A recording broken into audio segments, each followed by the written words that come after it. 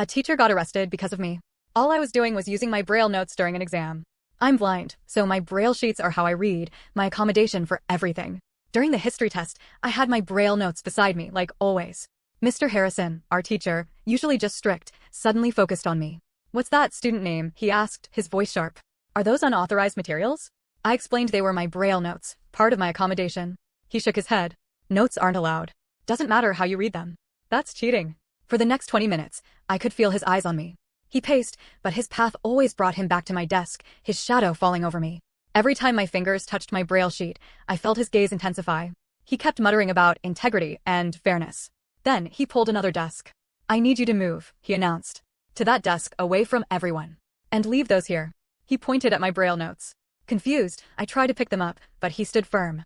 "No, you'll manage without them. We can't have any doubt about the exam's integrity." I stumbled a bit, navigating to the new desk. I heard him near my old desk, then a loud thud.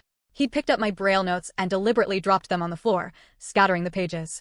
"Those belong on the floor, out of reach," he stated loudly.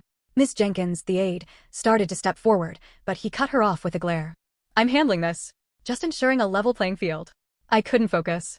My anxiety was through the roof. I needed my notes. I started to stand up, thinking I could ask Miss Jenkins for help or just try to feel for them. Mr. Harrison was suddenly right beside me. "Sit down," he commanded, placing a hand on my shoulder, pushing me back into the seat with unexpected force. I lost my balance, my head hitting the back of the chair hard. A sharp pain shot through my neck. I gasped, disoriented and scared, rubbing the back of my head. "You're not moving from that seat until the exam is over," he hissed, "and you are not going near those notes. This is a matter of principle." The sharp sound of my head hitting the chair finally got Ms. Jenkins to rush over.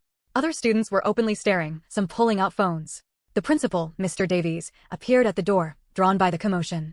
He saw me, head in my hands, and Mr. Harrison still towering over me, red-faced. Within minutes, Mr. Harrison was being escorted out by the principal and a school resource officer, his face still twisted in anger, protesting that he was just doing his job. The officer came back later to take statements. I got a checkup from the nurse. They told me Mr. Harrison was arrested. I still feel the bump on my head and a cold dread when I think about that history class.